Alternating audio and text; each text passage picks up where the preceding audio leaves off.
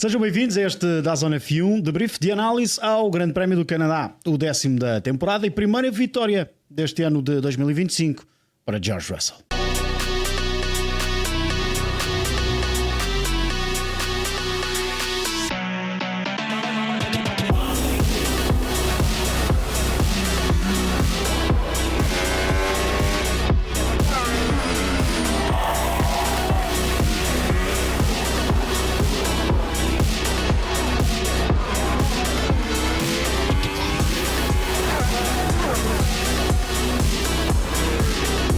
On size, please, Max. Not good.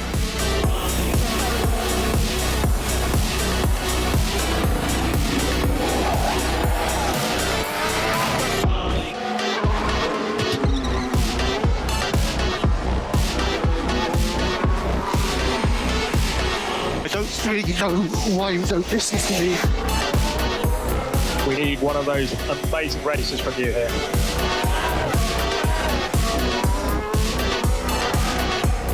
Attack Oscar while he doesn't have DRS.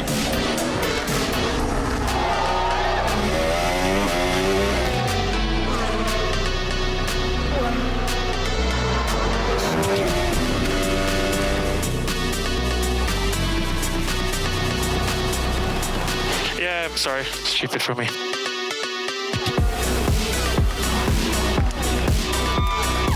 Well done, Yeah. well done.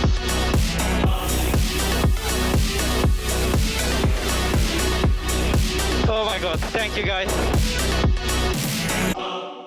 Foi a quarta da carreira e há uma espécie de tradição. Henrique Chaves, João Carlos Costa e Nuno Pinto, bem-vindos a esta análise ao Grande Prémio do Canadá. É que nas 4 vitórias, nem 3 das 4 vitórias de George Russell, pelo menos uma McLaren bateu. E esse é talvez o momento mais quente deste Grande Prémio. Nuno, do teu ponto de vista, isto foi só o 10º Grande Prémio ou já foi um tanto ou quanto, ou foi um tanto ou quanto cedo para a temporada? Porque eles avisaram que mais cedo ou mais tarde isto poderia acontecer. Olá a todos. Eu pensava que ia dizer já foi tarde, mas não, nunca é, e menos entre companheiros de equipa é sempre no mínimo desagradável, mas na minha opinião é normal. Acho que não há nada de extraordinário, aconteceu já N vezes e há de continuar a acontecer. E acho que faz parte das corridas. Para mim é completamente disparatada a investigação depois, porque supostamente quem causou o incidente ficou de fora e o outro nem saiu prejudicado, por isso, mais do que isto fazer parte das corridas, eu não consigo entender. E os 5 segundos, entendes? De penalização para um piloto que desistiu? Não, é completamente estúpido. É completamente ridículo. Se eu estou a dizer que nem devia haver investigação, muito menos penalização, não é? Mas, por outro lado, acho que eu não aprecio o incidente, aprecio a tentativa e gosto de ver qualquer que seja o pilotos a lutar entre eles, e acho que a luta estava a ser bonita, com a tentativa de ultrapassagem no gancho, o Piastri a responder e a travar muito tarde para fazer a chicane, com o Norris a perceber isso e a tentar preparar para fazer a tesoura e ter uma saída melhor, e depois calculou mal. Eu acho que entendo perfeitamente o que é que o Lando queria fazer, que era aproveitar o embalo, o momentum, e quando há aquela curva ligeira para a direita, o Piastri podia abrir para ir preparar a trajetória e o Lando mandava-se por dentro. Calculou mal, era sem dúvida, fez um disparate e pagou o preço por isso, ficou de fora. Felizmente para a equipa, e acho que até para ele, que o Piastri não ficou de fora, porque seria muito mais grave em termos de equipa. Agora, pelo lado dele, nós queixamos tanto de que as corridas são procissões, que não há ultrapassagens, que não há lutas. Vamos agora malhar num piloto porque cometeu um erro a tentar ganhar uma posição. Eu nisso não entro. Ainda mais quando ele foi homenzinho e assumiu logo a culpa e não veio com tretas de fechou, me empurrou, não deixou espaço. Foi naquela, calculei mal. É um erro que tem peso nas contas dele para o campeonato. Era muito melhor perder 2 ou 3 pontos para o companheiro de equipa do que ficar a 0, mas eu hei de valorizar sempre um piloto que tenta ultrapassar e tenta, se calhar, naquele momento ainda podia pensar até lutar pela vitória na corrida, porque estava muito rápido. Ainda bem Por que outro falas. lado, Sim. acho que o Piastri não fez nada que não tivesse que fazer. Fez o trabalho dele. Ainda bem que falas naquilo que foram depois as palavras de Lando Norris a assumir totalmente a culpa. Há até um momento no qual Oscar Piastri, quando está a preparar-se para dar uma entrevista aos meios da Fórmula 1, o próprio Lando Norris vai lá e pede desculpa ao companheiro da equipa, e Lando Norris não se escondeu e disse clarinho como a água: a culpa é minha. Yeah, I thought Oscar would move a bit more to the right, not to leave a gap. Obviously, I don't expect something to be easy from him, but I just misjudged it. It was all my mistake. I take full blame, so I apologise to my whole team and to Oscar for attempting something like that. It was the first time I think we've probably seen you guys like battling. You've got to go for it, haven't you? Because you fight for a world championship. Yeah, but there's going for it like in a hairpin, a good fair move, and there's being stupid like I was at the end. Yeah, I mean, I obviously haven't seen it, so I don't really know. I was defending the inside and then felt a small touch, and that's honestly all I have at the moment. So yeah, obviously a shame for the team, and it was a bit of a difficult race apart from that, but yeah, just not the easiest of weekends. Não foi um fim de semana fácil, as palavras de Oscar Piastri, e tal como o Nuno fazia referência àquela boa preparação na entrada do gancho de Lando Norris, ele faz referência também a isso. Não posso fazer uma abordagem àquela curva da forma como fiz e depois estarmos ali a batalhar e depois cometer aquele erro. São palavras do próprio, um erro estúpido. Mas só acontece, Henrique, a quem lá está. Sim, só acontece a quem lá está e a quem tenta. E obviamente que não foi uma tentativa, como já vimos várias vezes Norris fazer, por estar mais rápido, dizer vou tentar ultrapassar aqui e não consegue. Não, foi pensado, ele teve a preparar aquela ultrapassagem durante várias voltas, a estudar Oscar Piastri, perceber onde é que Oscar Piastri podia cometer um erro e decidiu atacar na curva 10. E muito bem, Oscar Piastri já estava preparado, obviamente, respondeu bem, e depois foi uma luta até aquela... ainda não estavam bem a travar para a travagem para a curva 1.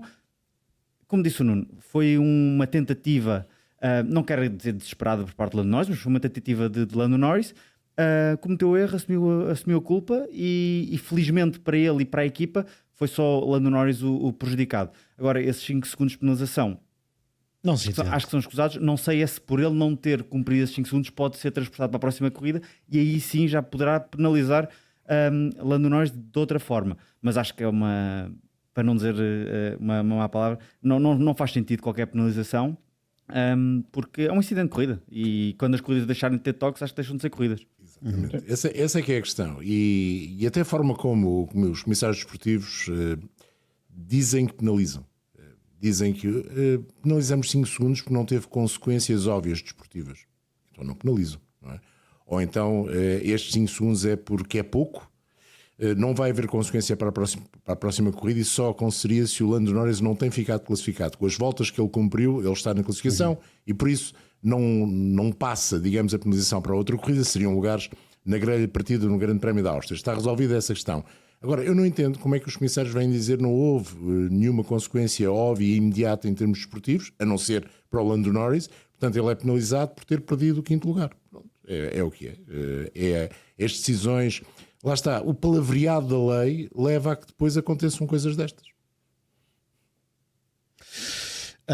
E pouco mais há a dizer sobre isto, a não ser que foi um incidente de corrida e a verdade é que se houve um piloto que foi prejudicado foi o próprio Lando Norris, porque e nós queremos ver mais disto. Não queremos ver incidentes, mas eles fazem parte das corridas. Eu quero é ver mais lutas. E para o bem de todos no campeonato, muitas vezes quando há uma equipa dominante, que não foi neste Grande Prémio, mas continua a ser a equipa dominante deste campeonato, uma das melhores coisas que pode acontecer é termos os 2 pilotos a lutar entre eles. E foi isso que se viu. Foi isso que se viu aqui.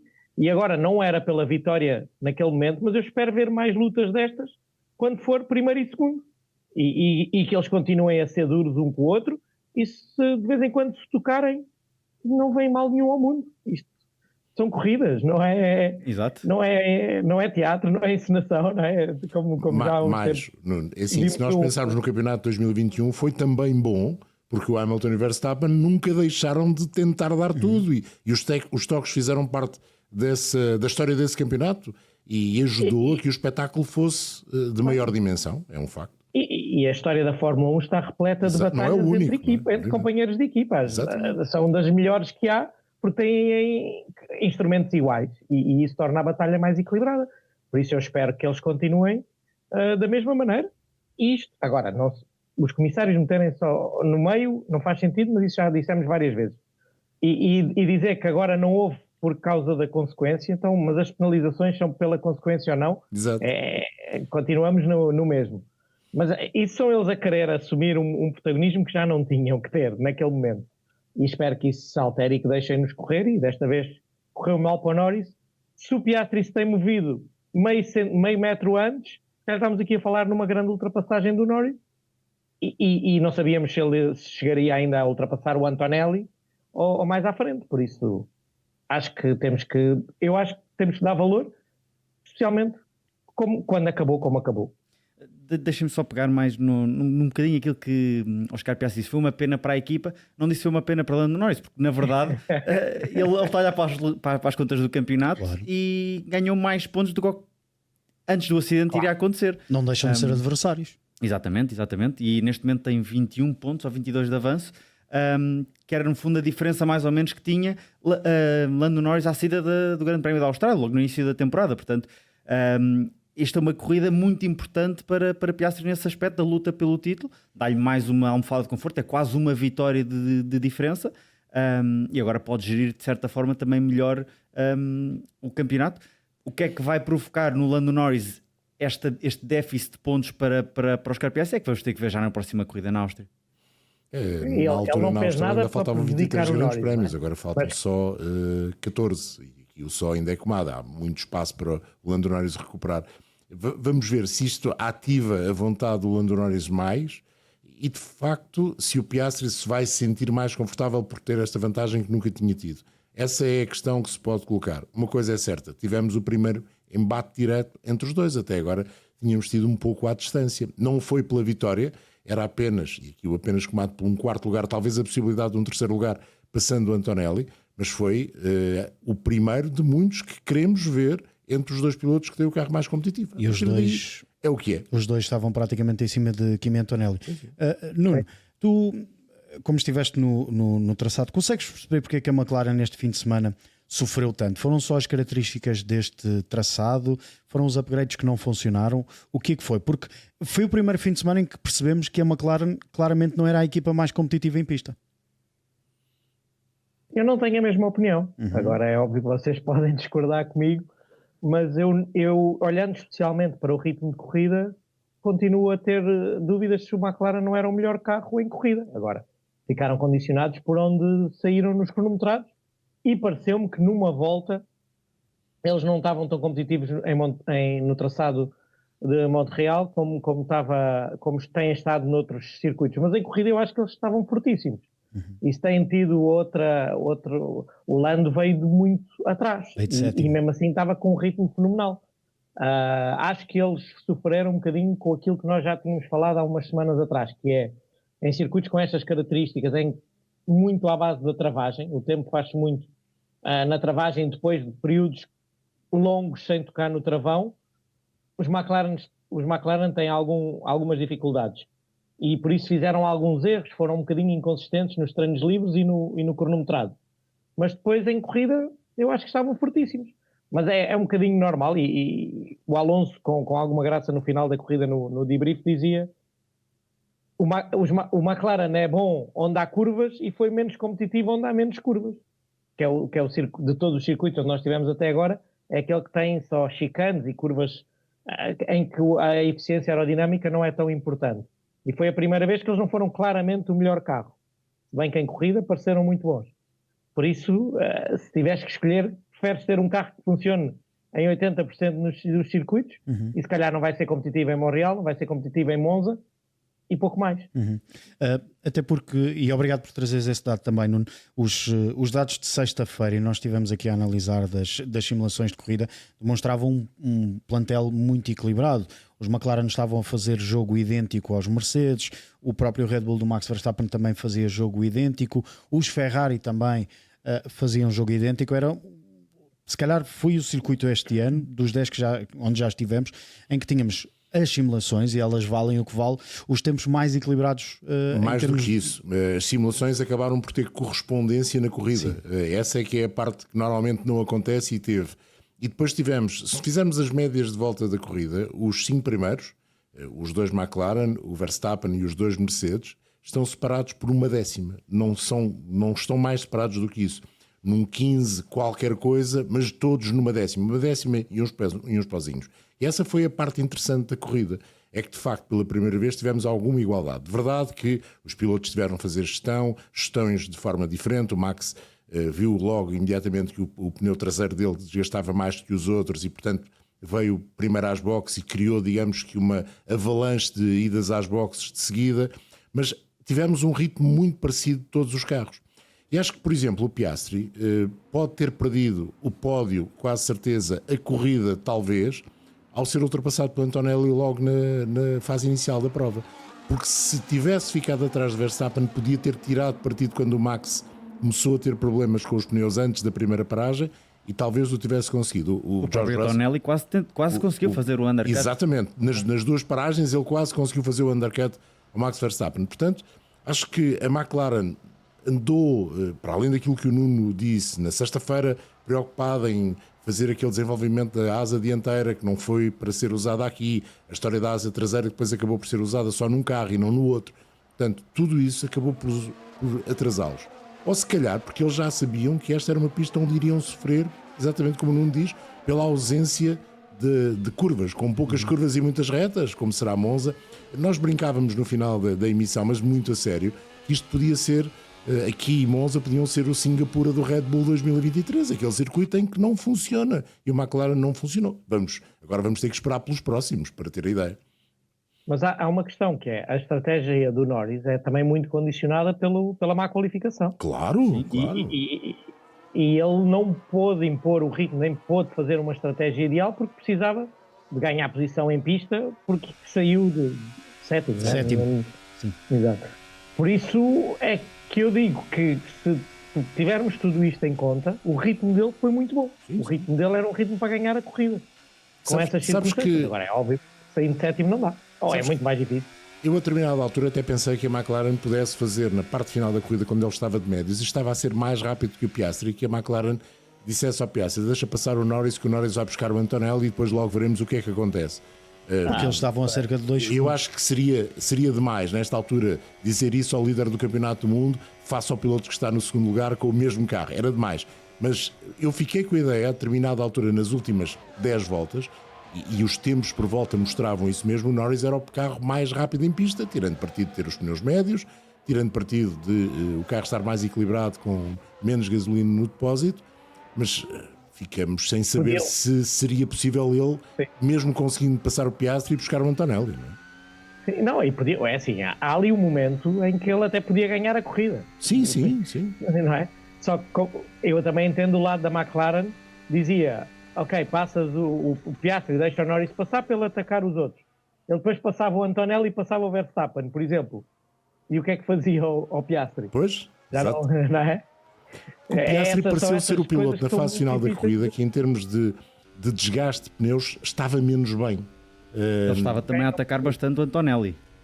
Mas exatamente por isso também, não é? Talvez por isso também. Vinham os dois a recuperar. E o Antonelli defendeu-se muito bem. Acho que o Antonelli faz uma corrida espetacular sem erros e tirou de cima o peso das desistências das 3 últimas provas. E fez um bom arranque. Eu acho que ele ganha o pódio no arranque, tal como o Piastri perde o pódio e se calhar a vitória no arranque ao deixar-se passar pelo Antonelli.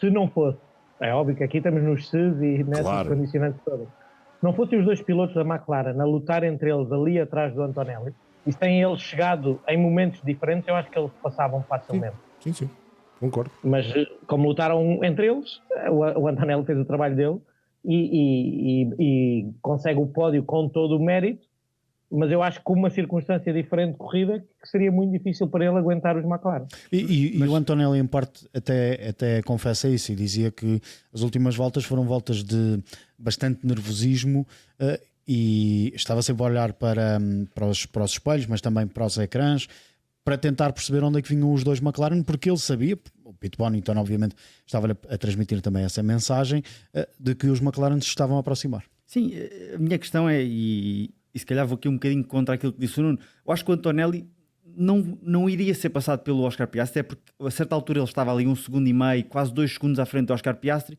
À medida que Lando Norris se aproximou, não sei se, lá está, não estava no terreno, não sei exatamente, mas não sei se foi perder ritmo o Antonelli, se foi estratégico dizer, não, deixa-me dar um cone de aspiração e um DRS ao Piastri para eles estarem aqui na guerra. E viu-se muito ele olhar. Agora, eu não conheço Antonelli pessoalmente, não sei como é que é, se ele estava mesmo nervoso ao ponto de estar a perder um bocadinho de ritmo, se os pneus também já estavam a desistir da corrida, digamos assim, ou se foi mesmo dizer, não, tenho que usar a cabeça, porque senão não consigo manter este pódio, deixa-me lá dar um DRS ao Piastri e ver se eles lutam um bocadinho para eu ganhar folga. Eu, quando estou nas minhas corridas, às vezes tenho que pensar assim, quando não tenho ritmo, tenho que arranjar outras formas para segurar a posição. E parece-me que foi isso que fez. Obviamente poderá ter sido, dependendo também dos pneus estarem a desistir, e ele próprio já não está a conseguir aguentar o ritmo dos pilotos da frente. Por isso é que eu acho que aí... Eu não discordo disso, Henrique, eu não discordo, pode ser perfeitamente uma possibilidade, e acho que só iríamos ver se ele tinha ainda ritmo no bolso, não é? Como nós costumamos dizer, se fosse o Norris a persegui-lo. E aí é que íamos ver se ele podia responder ou não. Mas por isso é que eu acho que o Nuno dizia há pouco, que é, poderíamos ter visto uma eventual ultrapassagem ao Kimi Antonelli se os dois pilotos da McLaren não estivessem a lutar entre si e tivessem liberdade pura e dura para atacar o André. A verdade é que nós não podemos dizer que o McLaren não foi um bom carro. Foi um bom carro, só não foi dominador, como foi em outras provas. Essa é que foi a diferença. O McLaren esteve lá e ele dizia, os ritmos dos carros da frente, foi interessante a corrida nesse aspecto, foi muito igual. Não foi a corrida mais fantástica dos últimos tempos, não foi.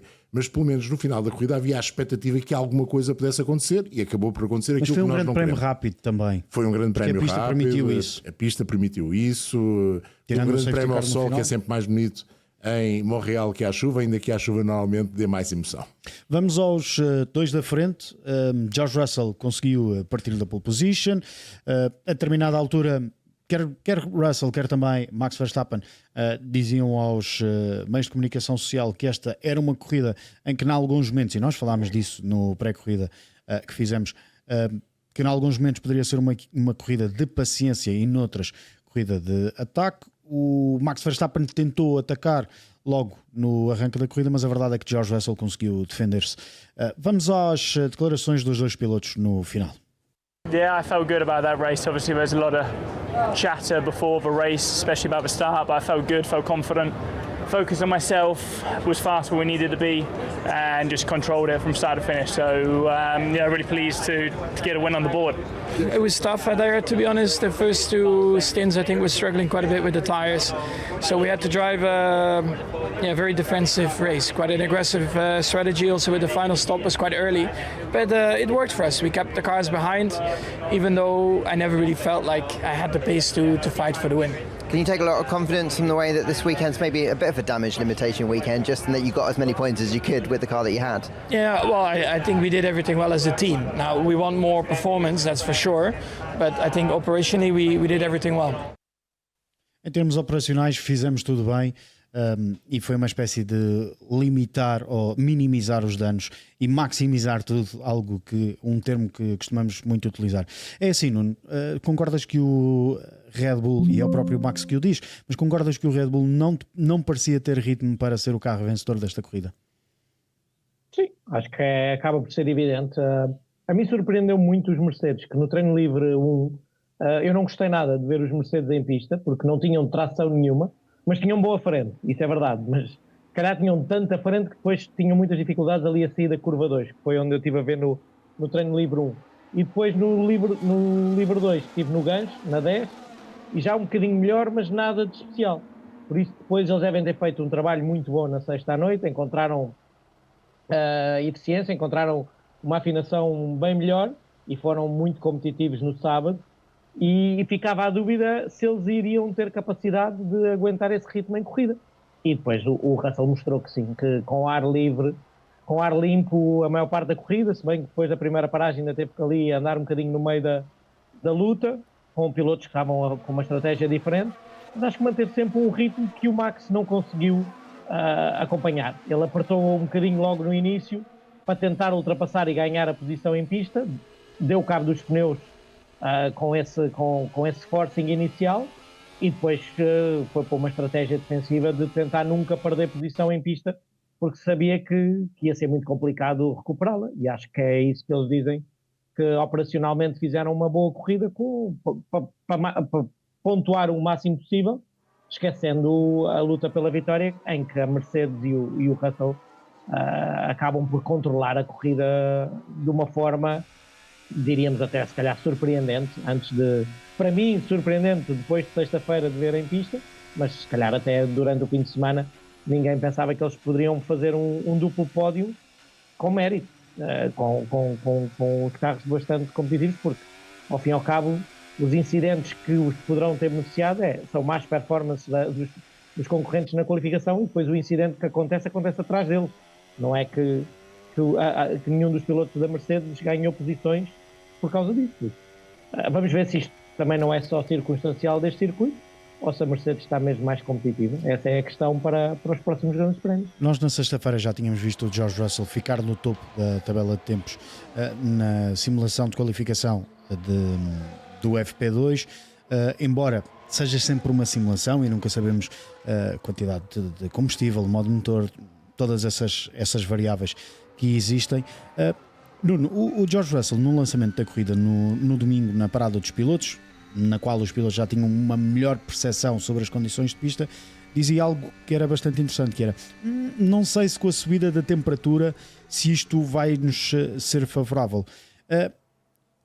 Onde é que pode ter estado o tal segredo para este Mercedes ter segurado este primeiro lugar e ter conseguido conservar esta vitória e, sobretudo, como tu já fizeste referência, já fizemos referência, ser um duplo pódio? O arranque é fundamental, e depois aquilo, nós no domingo de manhã havia uma grande dúvida entre uma paragem e duas paragens, como é tradicional em Montreal. A estratégia normalmente mais rápida é uma paragem, mas a degradação tinha sido maior do que o que se esperava, e tínhamos C4, C5 e C6, que acabam por ser misturas muito macias para se conseguir fazer uma paragem a andar bem. E acabámos por ver que quase toda a gente lá na frente foi para as duas paragens.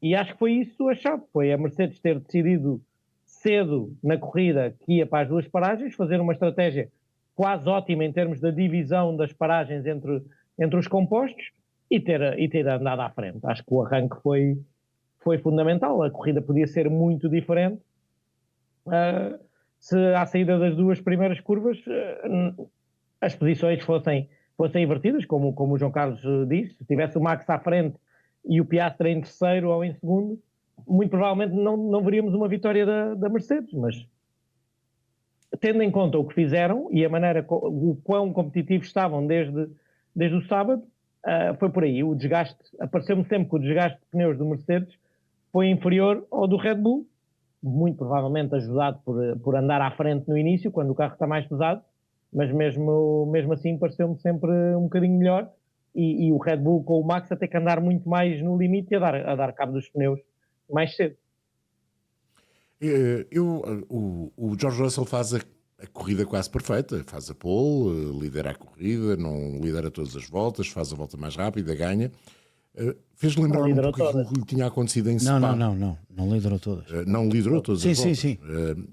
Fez lembrar um bocadinho aquilo que tinha acontecido em Spa no ano passado, onde ele esteve um passo à frente. Mas aqui não esteve um passo suficientemente grande para nós dizermos que tinha um carro dominador e que a vitória desde o início lhe parecia destinada. É aquilo que o Nuno diz: teve de fazer um bom arranque, teve de fazer uma boa gestão dos pneus, a equipa teve de fazer a tática perfeita em dividir as paragens, mas não deixa de ser uma grande vitória para o George Russell. A minha questão é, ele começou no fim de semana e até à manhã de domingo, ou se quiserem até à parada de pilotos, ele passou a vida a dizer que a temperatura não podia subir, porque isso era prejudicial ao Mercedes. A verdade é que subiu, mas subiu sobretudo no asfalto. O Nuno enviou-nos aquela mensagem de 51 graus. Mas a temperatura ambiente não subiu. E eu começo a desconfiar que o maior problema do Mercedes não é bem a temperatura no asfalto, é mesmo a temperatura ambiente, que tem a ver com o sistema de arrefecimento do motor e a extração do ar quente do motor, que lhes coloca alguns problemas quando a temperatura ambiente, mais do que a temperatura do asfalto, é muito elevada, porque 50 graus no asfalto é uma temperatura elevada e eles conseguiram gerir muito bem os pneus. Verdade que o ar limpo, por estar à frente da corrida, ajudou o George Russell, mas o Antonelli nunca ouvimos queixar-se dos pneus. Parecia até bastante bem a esse nível, melhor que o Max Verstappen, que teve aquela situação de atacar no início e ficar logo com o pneu frente direito um pouco destruído. Mas é esta situação que me leva a desconfiar que há qualquer coisa que a Mercedes está a fazer com aquele motor que precisa mesmo que a temperatura esteja mais baixa, a temperatura ambiente e não tanto a temperatura da pista. É verdade que a temperatura ambiente depois também tem consequência na temperatura da pista, mas aqui no Canadá tivemos isso, tivemos 20 e poucos graus e 50 graus no asfalto, porque o sol esteve quase sempre presente, e ali, quando isso acontece, o asfalto, até não é um asfalto de competição, imediatamente sobe muito a temperatura. Para mim... Pode não ter a ver com só para dar aqui um toque nisto que o João disse, pode não ter a ver com a Power Unit, pode não ter a ver com o motor. Pode também ter a ver com a aerodinâmica. Eles têm que andar tão fechados para ter boa carga aerodinâmica que se a temperatura sobe muito têm que abrir, porque senão aquilo não refrigera, e se calhar perdem mais do que querem quando têm que abrir as entradas de ar nos carros. Acho que deve ser por aí. Devem ter experimentado mais aberto e os pilotos não gostaram nada do grip, pode ser isso. Aquelas coisas que vimos no treino livre 1, e depois com o carro mais fechado conseguiram encontrar um equilíbrio muito bom, e ele devia estar com medo que se voltassem a abrir ia perder carga aerodinâmica, que perderia competitividade na corrida. E em adição a isso tudo, eu acho que, olhando para a corrida da Mercedes como equipa, acho que tomaram sempre as boas decisões. Houve ali uma altura que, para responder ao Max Verstappen na primeira paragem, primeiro pararam o Russell, salvo erro, ou foi foi o Kimi logo a seguir. Mas depois, na segunda paragem, foi o inverso. Acho que deixaram o Kimi para tentar fazer um overcut ao Max, que quase correu bem. Das duas vezes. Eu acho que a Mercedes teve, na tomada de decisão, teve muito um papel em manter Russell na frente, tranquilo. Obviamente que o Russell também parecia que, no primeiro stint em especial, quando era preciso ganhar um bocadinho de margem para o Max, conseguiu, devido ao Max ter rebentado com os pneus também. Mas depois não se couberam só a dizer não, vamos ganhar com o Russell. Não, tentaram também fazer a dobradinha com o Kimi Antonelli, tentar levar a estratégia do Kimi e dizer ele deve estar com ritmo, porque notava-se, fez pressão ao Max. Na primeira paragem até se meteu ao lado do Max Verstappen, e para mim, se Max não tem parado, estava a ultrapassagem consumada, e bem consumada. Mas fez uma corrida também para não ganhar com o Kimi Antonelli, mas tentar fazer a dobradinha. E eu acho que foi para mim deu mais da Mercedes, da altura dominadora, em que fazia tudo boas decisões. É quando tem um carro que é mais performante, maximiza esse carro. Quando tem um carro menos performante, às vezes tem dificuldade de ir à procura de uma tática diferente. Parece que estão pré-programados para ter um carro competitivo, e tiveram durante anos e anos. Estou a exagerar, obviamente, mas a verdade é que nos últimos tempos isso tem acontecido algumas vezes. Não, e pressionaram. Eu acho que isso é um bom ponto, Henrique. Eles pressionaram o Max. Eles usaram o Antonelli para pressionar o Max e a Red Bull a fazer um erro. E isso é bem jogado. Foi o tal jogo de equipa que tínhamos, de alguma forma, questionado aqui no sábado. Se Kimi Antonelli conseguisse fazer um bom arranque, o tal jogo de equipa que era para se ver no arranque, mas depois também em todo o desenrolar da corrida. Já falámos de Mercedes, já falámos de parte da Red Bull, até porque Yuki Tsunoda voltou a fazer uma corrida de trás para a frente e da frente para trás também. Já falámos da McLaren, vamos falar da Ferrari, até porque ouvimos após corrida, no Race Day de análise que fizemos do interior da nossa cabine, ouvimos as palavras do Charles Leclerc. A determinada altura nós não tínhamos percebido durante o desenrolar do Grande Prémio o que é que se estava a passar com o Lewis Hamilton e o que é que eram os danos de que falava o Ricardo Adami, e depois recebemos também a informação através dos nossos telespectadores de que ele tinha atropelado uma marmota. E Lewis Hamilton dizia no final da corrida que foi uma corrida em que chegou a ter até um pedal de travão demasiado fundo devido a esse bater numa marmota. The whole front of the floor is basically destroyed on the right side. So I guess considering all of that, the result's not so bad, is it really? Yeah, no, definitely. To still get sixth with that damage, I'm really, really grateful. So I'll definitely take it. We also had almost had brake failure almost as well. So pedal went super long, so I had to manage these brakes for a period of time. And then they came back towards the end. So given those issues, I'm grateful for the points. Grato pelos pontos e também por este sexto lugar. Charles Leclerc terminou em quinto. Nuno, é uma Ferrari que se vai... Ou os pilotos da Ferrari vão aceitando estes resultados? Não, acho que não é? O Hamilton fazer um sexto com o fundo danificado é bom, porque a carga aerodinâmica nestes carros, perder alguma peça, alguma parte do fundo, especialmente a frente do fundo, pode ser altamente penalizadora. E foi exatamente isso que ele partiu. Sim, ele disse. Sim, e é o normal, não é? Sim. Se atropelou a pobre da marmota, que acho que foi o Henrique que mandou, não é? Para prejudicar o Hamilton, como eles dizem. É azar. É azar. Não acontece. É uma pena para eles. Mas eu acho que eles também não estavam com grande ritmo. Agora, o ritmo do Hamilton aqui não é normal, de acordo com os danos. Os problemas de travões já... Não digo que não aconteceu, porque até nós, no nosso Mission Control, tínhamos informado o Alonso que o Hamilton estava com problemas de travões e, efetivamente, começou a fazer muito mais lift and coast, que é um sinal que tinha que arrefecer os travões, mas isso, em princípio, não tem a ver com a marmota. Tem a ver com ali alguma falha de cálculo em termos da refrigeração dos travões, que é conhecido o circuito Gilles Villeneuve de ser muito exigente para os travões, a menos que tenham ficado detritos a cobrir as entradas da do travão, mas parece-me um pouco menos provável estar relacionado com a marmota, mas pode estar relacionado com outras coisas. Agora, o Hamilton ok, Leclerc andou bem. Eu, na qualificação, lembro-me de estar a ver o Leclerc a fazer purple no setor 1 e depois fez um erro ou apanhou ar sujo. Não, é prejudicado, apanhou ar sujo. Essa do ar sujo... Não, o Henrique vendo o on-board... Tão longe? Tão longe, afeta. Ok. Afeta mesmo. E isso... E depois há carros que são mais sensíveis do que outros, mas afeta. Quando vais no limite, naquela que ele na curva afeta. 5 travou ligeiramente para lá do limite e perdeu a traseira. Mas lá está, poderá ter sido afetado pelo ar sujo, sim. Sim, exponencia esse... Estás a ver? Se calhar travou tão no limite, com aquilo tudo perfeito, safava-se. Sim. Com o ar sujo, não dá. Mas pareceu mais competitivo do que aquilo que tinha conseguido, que acabou por conseguir. Especialmente tendo em conta que não andou a sexta-feira inteira. O andamento dele no sábado foi até surpreendente. Ele acreditava que podia fazer a pole, foi o que ele disse.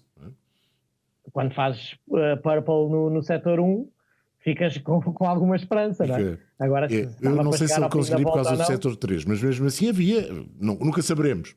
Não é? Pois, há muitos que nem de perto fizeram purple no setor 1, por isso ele algum ritmo tinha. Depois em corrida acho que não tinham a mínima possibilidade de lutar, e não é que os pilotos vão aceitando os resultados, têm a noção da realidade, e que mesmo se tivessem se calhar partido lá mais à frente, não teria sido fácil lutar pela vitória na corrida. E depois assistimos ao que já é engraçado, já acaba por ser tema algumas discussões, se calhar. Mas muitas vezes, e isto eu volto a dizer, não porque vi alguns comentários acerca dos engenheiros, não são os engenheiros, que são os desgraçados que aparecem nas comunicações, que decidem as estratégias. Tenham isso em conta. São outros que não aparecem. Há uma equipa de estratégia. Exato, mas acabam por se calhar ter que andar ali a inventar porque o ritmo não está lá. E o Charles Leclerc falou precisamente sobre a estratégia, ele no final da corrida, e nós ouvimos essas declarações. Mas já agora, para aqueles que não estiveram connosco na análise ao Grande Prémio, as palavras do Charles Leclerc eram de: eu continuo a achar que a estratégia que eu propus à equipa era a melhor, mas no final vou sempre aceitar porque a equipa tem sempre mais informação do que eu tenho, mas ainda assim mantenho, vamos conversar entre a equipa. Agora, o Charles Leclerc diz também: mesmo que tivéssemos seguido aquela que era a minha sugestão de estratégia, não acredito que tenhamos ido mais alto. E já tinha sido beneficiado, e que o beneficiado é Comado, pela desistência do Lando Norris. Foi um benefício. Sim, a própria Fórmula 1 lança um documento depois da corrida com certas simulações, e há a simulação dessa paragem ou este primeiro stint mais longo por parte de Leclerc, em que o resultado, lá está, são simulações, vale o que vale, continuaria com o quinto lugar no final da corrida, e assim como fizeram essa simulação, fizeram também a simulação assumindo o ritmo de corrida de Hamilton até ter os danos no fundo. O que é que poderia dar? E continuaria a dar o sexto lugar ao final da corrida. Mas tenho uma pergunta para o Nuno. Nuno, se um Alonso ou se um Lance Stroll por acaso disserem assim, mas eu acho que posso levar este jogo mais longe, os estrategas da Aston Martin vão dar algum ouvido, ou não? Essas indicações? Ou é só na Ferrari que não ouvem? Se for o Lance, sim. Não, mas isso depende tudo muito do que é acordado e do que é analisado antes da corrida, mas como princípio há muitas, e isso está acessível a toda a gente que puder ver os onboards com o rádio. Há muito o pedido que não se ouve, mas depois o engenheiro transmite, que pode-nos dar um update dos pneus, e depois há ali alguns códigos, que é para não dar de mão beijada a estratégia, mas sim, pede sempre a opinião, e às vezes o piloto diz, eu estou neste ritmo, podia andar até 1 ou 2 décimos mais rápido, mas não o estou a fazer porque acho que consigo aguentar este ritmo por 10 ou 15 voltas. Se eu apertar um bocadinho mais, de certeza que não consigo os 15. Mas há muito... Mas também digo, eles ouvem os pilotos e pedem-lhes a opinião. Mas também há muitas vezes que os pilotos não são claros, até porque estão ali a fazer outras coisas, claro, não é? Claro. E não são tão claros como deviam ser, e deixam os estrategas na dúvida. Mas em princípio ouvem, e para eles até, pronto, pá, isto tem os dois lados, que é verdade que os pilotos não sabem o que está a acontecer com o resto da corrida, e eles podem achar que estão num ritmo muito bom, e alguém que já parou, mudou de pneus, e eles não sabem porque está fora do alcance visual deles, e está com um ritmo muito bom, e aí a equipa tem que lhe dizer, pá, mesmo que ache que isto dá para mais, é melhor parar porque os outros estão-nos a ganhar tempo. E há o outro lado, que é, os engenheiros não têm o feeling, os estrategas, não têm o feeling de quanto é que o piloto acha que o pneu está ainda a aguentar ou não. Por isso tem que ser ali... São essas discussões que muitas vezes é bom ter antes. Claro. E ter bem claro de que o feeling do piloto é importante, a análise estratégica também é importante, e em que momento é que, em que situações que são óbvias e claras, tem que se tomar uma decisão contrariando o feeling do piloto. E é isso que parece que na Ferrari não acontece. Há muita janela para debate. Na Ferrari parece mesmo isso. Ou seja, para mim, há muitos problemas na Ferrari e a comunicação piloto-engenheiros por vezes é maior durante a corrida, porque parece nunca estarem de acordo com a estratégia a tomar. Mas pronto, lá onde saber melhor do que eu. Eu entendi a ideia do do Charles Leclerc e a ideia do Lando Norris partir com pneus duros. É um stint mais longo, à procura de um safety car mais tardio e tirar partido disso.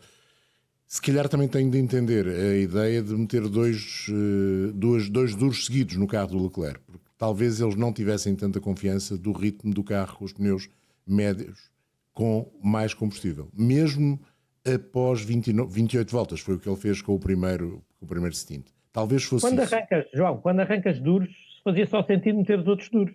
Pois, exato. E depois ficas à espera do safety car e fazer o ataque final.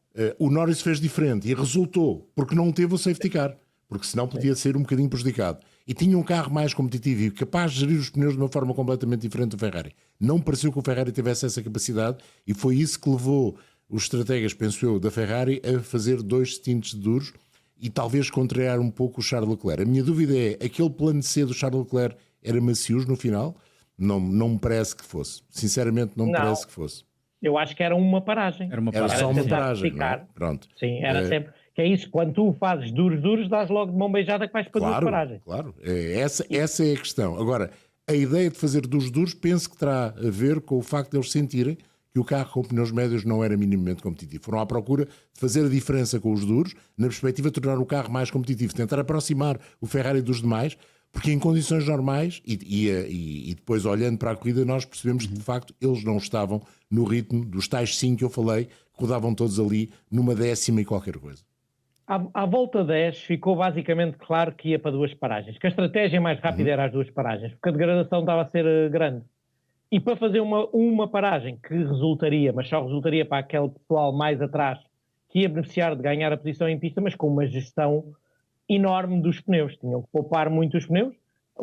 Se não estou em erro, depois o Ocon e o Hülkenberg conseguem levar essa estratégia a bom ponto, mas com uma gestão muito boa, muito eficaz de ritmo e de desgaste dos pneus, e muito provavelmente com monolugares já afinados a pensar nessa estratégia. Sim. E o pessoal da frente não tinha isso, porque teve que andar e atacar mais pela vitória. O Ocon e o Sainz terem conseguido depois, quando fazem essa estratégia longa e só parar uma vez, porque a determinada altura, olhando para aquilo que era a classificação e a diferença entre os carros que iam para duas, e depois percebeu-se que Ocon e Sainz só iriam para uma paragem, ficava a ideia que quando eles parassem iriam cair muito. E isso não aconteceu. De facto, eles nas últimas voltas com os pneus duros conseguiram rodar ao mesmo ritmo que tinham mais atrás na corrida. Claro, o carro estava mais leve, mas conseguiram gerir bem esse ritmo.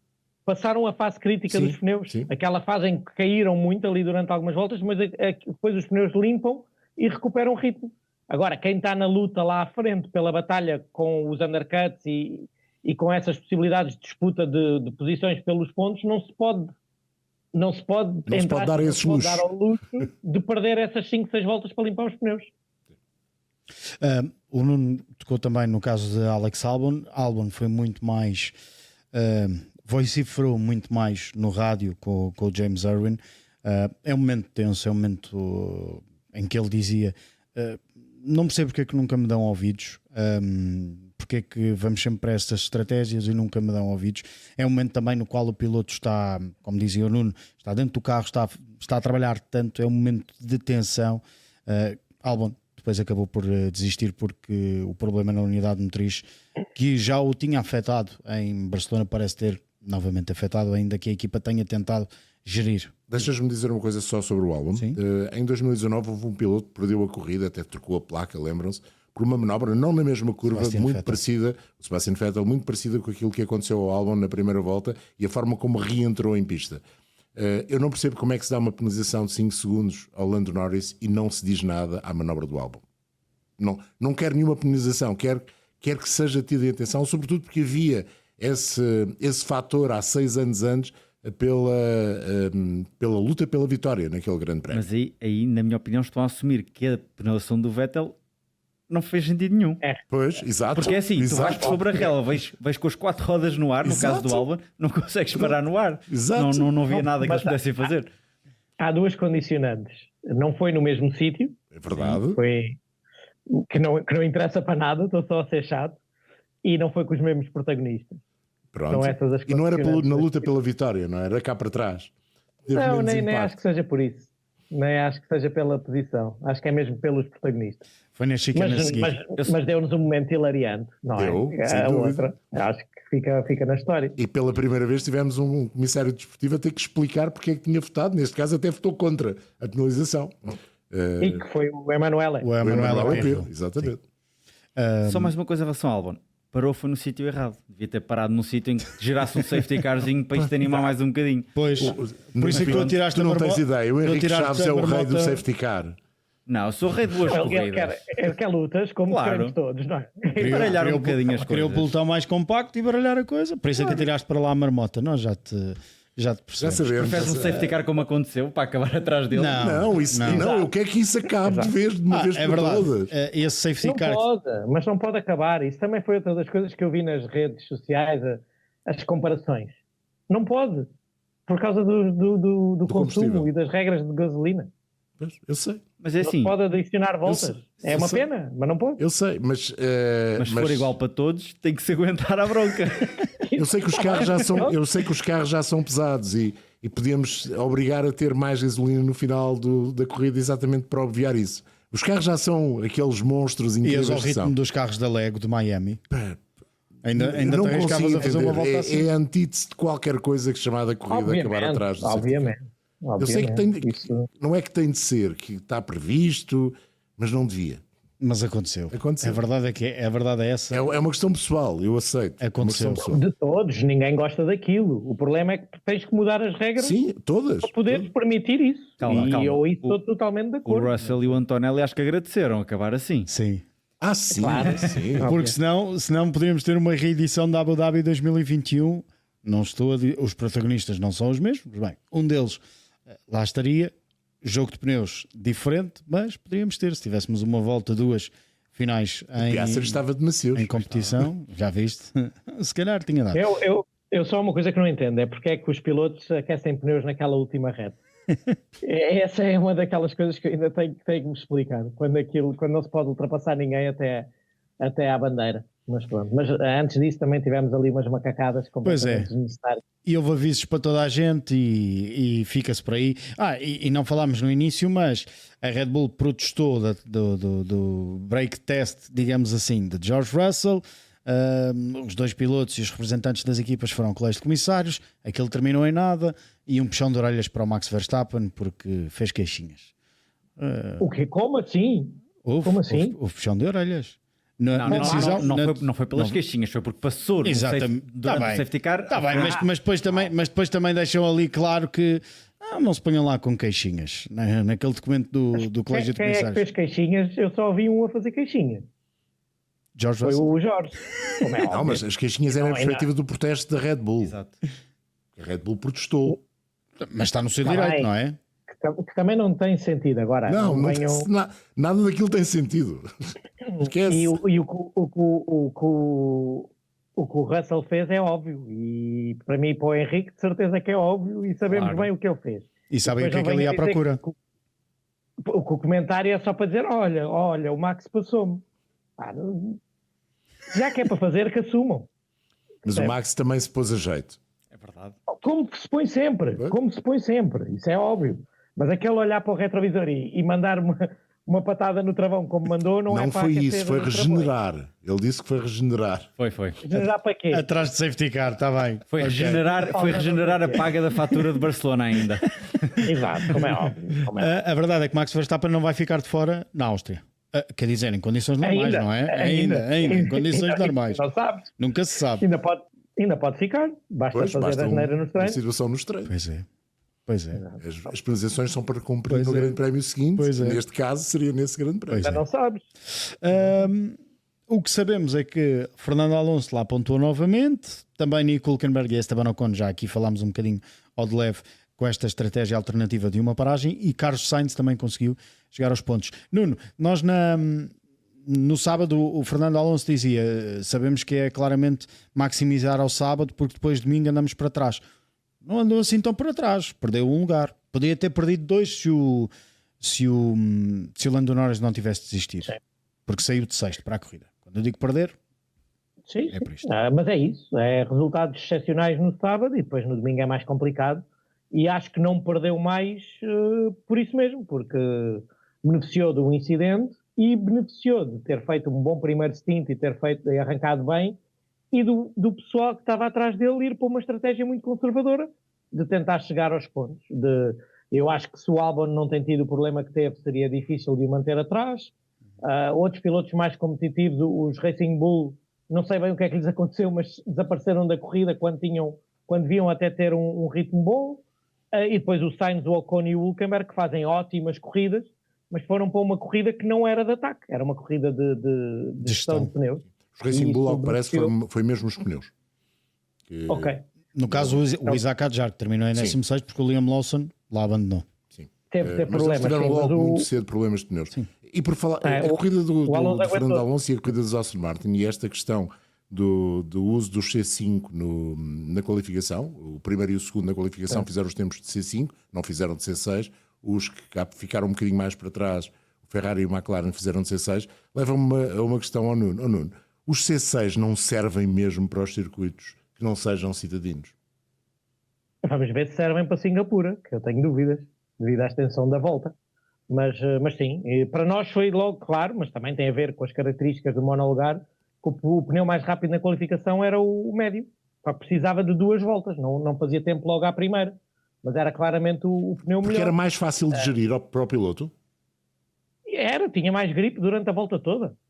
Não tinha... pondo de uma maneira mais básica.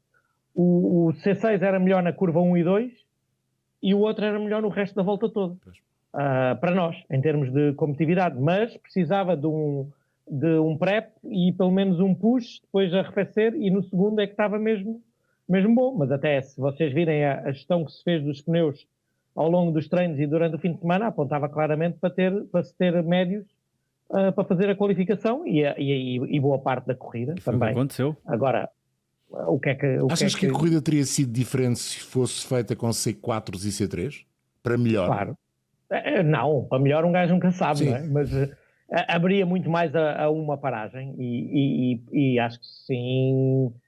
É assim, os pneus da Pirelli, não, se tu me disseres para escolher um, eu já vos disse qual é o melhor. É o intermédio gasto em seco. E isso diz muito do que aquilo vale. É sempre uma caixa de surpresas, mas o que os pilotos dizem do C6 não é só a degradação, é em termos de rigidez estrutural, o pneu não é espetacular e dá um feeling mau porque se começa a dobrar muito quando na é macio no composto e na parede, não é? O que não dá muito jeito. É macio no composto, mas também na parede. Exato, é isso. E então é difícil de gerir. É o que é o que temos. Vamos ver como é que se vai portar em Singapura, mas eu acho que vai ser difícil aguentar a volta toda a ser competitivo. Vamos ver se em Singapura não chegamos lá e não volta a ser o médio pneu mais eficaz na qualificação. Vamos ver o que é que Singapura nos traz. Antes ainda temos Áustria. Ainda falta tanto. Ainda temos Áustria, depois temos Silverstone. É verdade, vamos de férias 2 vezes. Tu vais de férias 2 vezes. Há um último tema que acho que seria importante começarmos também aqui já no fim de semana fomos falando e debatendo um bocadinho. Para quando a renovação contratual do George Russell? Para Silverstone, que é para ser diante as coisas vão ficar britânico. acertadas antes, não é? É agora em Nova Iorque. Não sei, acho nesta segunda-feira no filme, no meio do filme sai lá vai para o Brad Pitt. Gosta de assinar contratos no sofá. Portanto, se calhar é no sofá do cinema. Não sei. Acho que há razões para não assinarem com o George Russell. Talvez não. A não ser que tenham o Max Verstappen com a hipótese de assinar por eles. Não vejo outra hipótese. Esperavas? Tu, se fosses o Toto Wolff, esperavas? Claro. Obviamente. Esperar, sim. Ok. Mas se houver essa hipótese. Se as onde é que o Russell pode ir? Exato, é essa. Então para cima não pode ir. Quando muito vai para baixo. Exato, por isso para quê dar-lhe já uma beijada? Apertem com eles. Cadillac? Agora, se eu... aí compara. Cadillac não. Só se for por causa de um cheque muito chorudo, mas não parece que ele queira isso. Não. Mas o Nuno perguntou para onde é que ele pode ir. Eu vejo a Alpine, vejo... Isso é para baixo. Claro, não estou a dizer que é para cima, nem para o mesmo nível. Por isso é que eu digo, se fosse o Toto Wolff, esperava, até para lhe baixar o salário, não é? Imagina que o Antonelli começa a andar ainda melhor. Foi isso que aconteceu entre o Russell e o Hamilton. O Hamilton ficou numa posição pior na negociação porque o Russell começou a andar bem. E isto faz parte. Se eu fosse o manager do Russell, estava a apertar até ao máximo para assinar já. Isso depende, não é? Agora, a Silly Season já começou, não é? O Alonso foi à Alpine cumprimentar o Flávio, já vai para lá. O Flávio ontem esteve lá a tomar café na nossa hospitality, por isso deve ter sido conversações no início e assinaram ontem lá a tomar café ao pequeno almoço. O vocês têm melhor café ou não? Não percebi. Se têm melhor café, vocês que é Alpine? Epá, eu nunca tomei o da Alpine, mas acredito que sim, o nosso é bom. O nosso é bom, mas acho que o melhor a única coisa boa da Pirelli é o café no paddock. O manager do Russell também esteve lá na nossa hospitality, por isso se calhar está a acontecer alguma coisa que eu não sei e ele pode estar em negociações com a ASA. Então, e se tirarem agora isto do contexto, está uma barraca descomunal. Exato. Não é? Põe engaging, É para o engaging. Não é pá, a malta às vezes aborrece e escreve disparate e vem-se do mais variado, não é? Nas últimas semanas temos tido vários exemplos de notícias só para criar atenção e likes sem nenhum fundamento de verdade. Outra delas era a do Bottas, não é? O Bottas poderia também ir para a Alpine, mas também se ofereceu à Red Bull. Engraçado, tendo em conta o que aconteceu a semana passada com aquela pressão sobre o Fred Vasseur e sobre a Ferrari Fórmula 1. A vitória da Ferrari em Le Mans não fez capa nenhuma em Itália, o que também é interessante. Portanto, aquilo que... Já se acostumaram.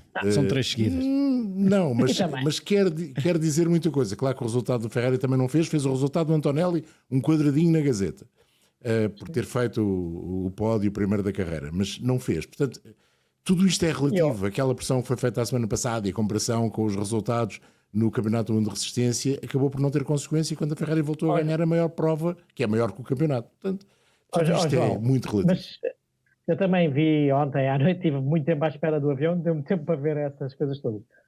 As pessoas que eu gosto muito daquelas porque é que não trazem a equipa do WEC, porque é que não trazem os estrategas e os engenheiros? Eles esquecem-se do BOP, do Balance of Performance. Na Fórmula 1 não há. E isso tem um peso, como tu sabes, enorme. E no WEC também só há para alguns, atenção. E está bem. E pronto, eu gosto quando eles dizem que é perfeito e depois não é. Prefiro não ter. Pois, mas claramente tem beneficiado a Ferrari no WEC e em Le Mans. Se houvesse disso na Fórmula 1, se calhar ninguém punha em questão o Vasseur nas qualidades da Ferrari, não é? Como é óbvio. Acho que é completamente injusto. É de quem começou a ver corridas há pouco tempo. O que não pomos em causa é a qualidade desta análise. Nuno Pinto, obrigado João Carlos Costa e também Henrique Chaves. Ficamos por aqui. Obrigado pela vossa companhia nesta edição de análise ao Grande Prémio do Canadá. Nós regressamos na quinta-feira para lançar a Áustria na quinta-feira da próxima semana. Um abraço, até lá.